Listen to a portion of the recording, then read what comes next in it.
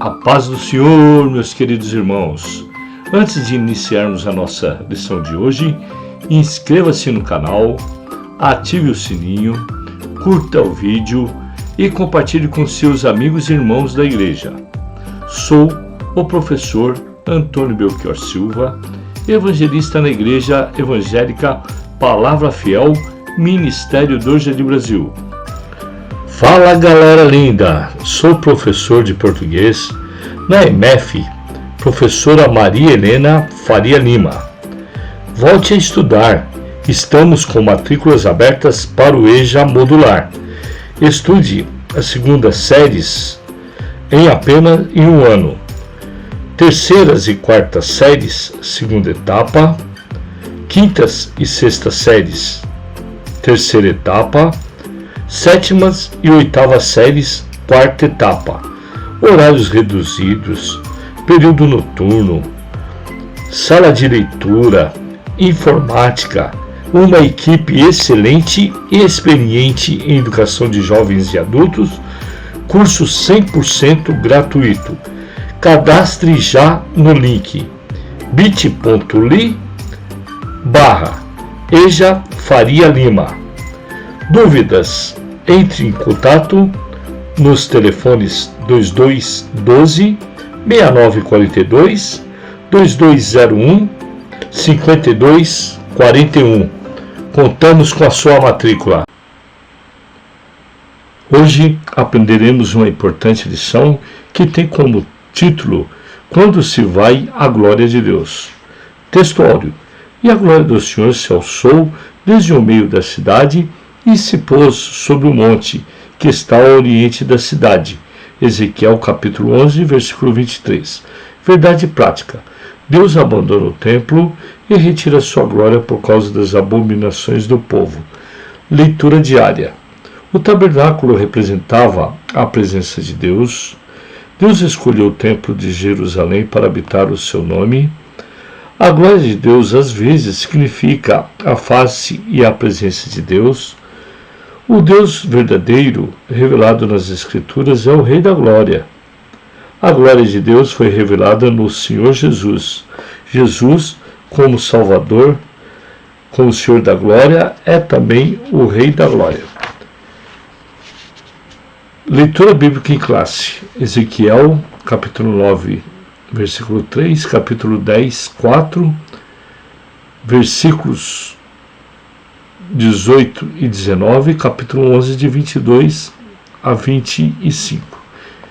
E a glória de Deus de Israel se levantou do querubim sobre o qual estava, até a entrada da casa, e exclamou ao homem vestido de linho, que tinha o tinteiro de escrivão à sua cinta.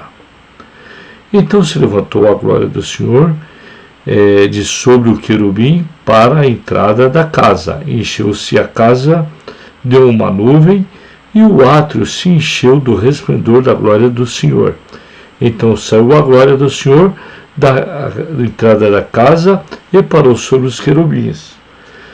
E os querubins alçaram as suas asas e se elevaram da terra aos seus olhos, quando saíram, e as rodas os acompanhavam e paravam à entrada da porta oriental da casa do Senhor, e a glória de Deus de Israel estava no alto sobre eles.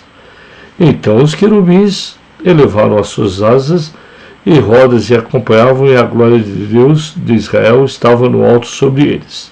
E a glória do Senhor se alçou desde o meio da cidade e se pôs sobre o monte que está ao oriente da cidade. Depois o Espírito se levantou e me levou a visão à caldeira para os do cativeiro, e se foi a mim a visão que eu tinha visto. E falei aos do cativo todas as coisas que o Senhor me tinha mostrado.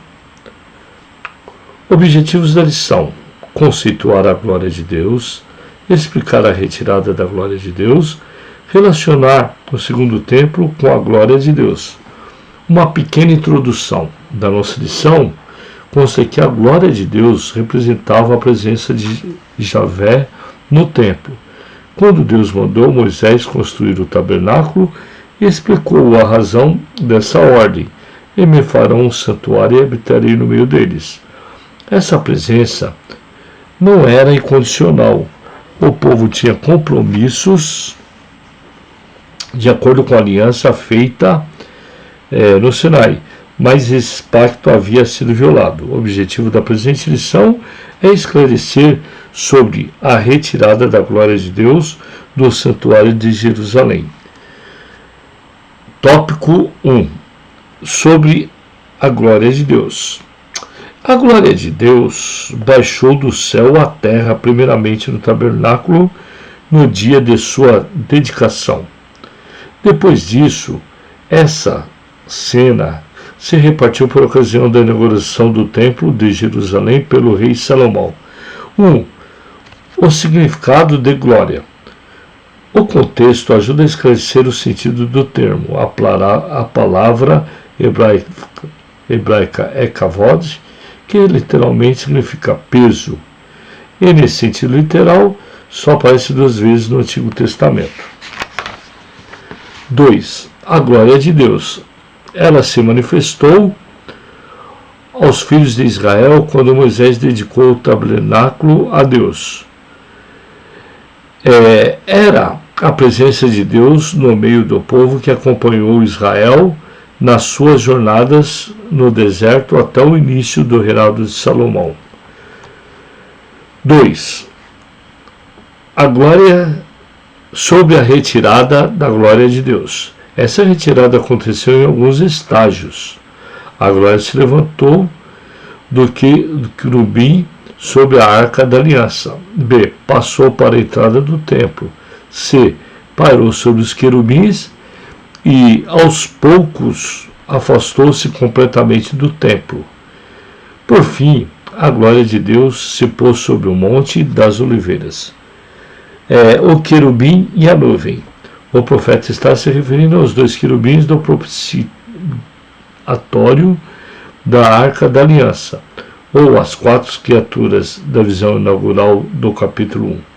Qualquer que seja a interpretação, a verdade que isso indica a retirada da presença de Deus. 2. A retirada da presença de Deus. A glória de Javé pairou sobre os querubins e aos poucos afastou-se completamente do templo. O profeta contempla essa glória levantando da porta e se movendo para a carruagem trono que estava parada para descer em cima dos querubins. 3. Por fim, a glória de Deus se pôs sobre o Monte das Oliveiras. A presença de Deus no templo era privilégio de Israel, mas isso exigia responsabilidade, de modo que a glória de Deus não podia habitar com pecados do povo. 3. Sobre o segundo templo. Ciro, rei da Pérsia, baixou o decreto que pôs fim ao cativeiro de Judá em 539 a.C. Pouco depois, partiu da Babilônia para a primeira leva de judeus de volta para Judá. No seu decreto de libertação, o rei incluiu a reconstrução do templo em Jerusalém. O segundo templo, conhecido como o Templo de Zorobabel, foi inaugurado no 6º ano de Dário, que corresponde ao ano 516 a.C. Não era uma construção com a mesma dimensão e beleza arquitetônica da primeira casa, mas dava para comparar com o Templo de Salomão. 2. O Templo de Herodes. O Templo de Herodes Zorobabel foi reformado e ampliado por Herodes Magno. Ele conseguiu persuadir os judeus dizendo que o atual templo não estava à altura da antiga glória. 3. A presença do Filho de Deus. Não há registro de que a glória do Senhor tenha enchido a casa na inauguração por Zorobabel. 4. Sobre o Senhor Jesus e o templo. Assim, a glória do Senhor deixou o templo antes da sua destruição pelos caldeus. Da mesma forma, aconteceu com o segundo templo. A diferença é que a segunda casa foi substituída definitivamente pelo Senhor Jesus. 1. Explicação teológica. Jesus disse: Eis aqui está quem é o maior do que Salomão, o construtor do templo. Ele declarou-se maior do que o templo. Está aqui quem é maior do que o templo. Quando ele curou o paralítico em Cafarnaum, disse: Filho, perdoados estão seus pecados. Era uma mensagem velada dirigida aos sacerdotes de que a função do templo estava para ser concluída em breve. Com a vinda de Jesus ao templo, tornou-se redundante, e o Verbo se fez carne e habitou entre nós, e vimos a sua glória, como a glória do unigênito do Pai, cheio de graça e de verdade. O fim do templo. O que o Senhor Jesus, ensinando de maneira indireta na última semana do seu ministério terreno, ele falou diretamente: não ficará pedra sobre pedra que não seja derribada. Dias virão e que se não deixará pedra sobre pedra que não seja derribada. Jesus anunciou o fim do templo, como fizeram Ezequiel e os demais profetas. A glória de Deus se retirou do templo antes de sua destruição. 3. A presença de Deus hoje. Quando Jesus, do alto da cruz, com grande voz entregou o Espírito, o véu do templo se rasgou em dois, de alto a baixo. Estava definitivamente concluída a missão do templo. Assim, Jesus substituiu de uma vez por todas o templo. Desde então, é em Jesus que temos a redenção e o perdão de todos os pecados. Não existe mais o templo de Jerusalém, mas Deus habita no cristão individualmente. Uma pequena conclusão é que concluímos que, em ambos os casos, tanto em Ezequiel como em Jesus, ambas as gerações rejeitaram a Deus. No Antigo Testamento, substituíram Javé pelos ídolos. E nos Evangelhos, substituíram a justiça de Deus pela sua própria justiça, não conhecendo a justiça de Deus e procurando estabelecer a sua própria justiça. Não se sujeitaram à justiça de Deus. Revisando o conteúdo. Primeiro, qual o significado de glória na descrição da visão de Ezequiel? 2. O que representava a saída da glória de Deus? 3.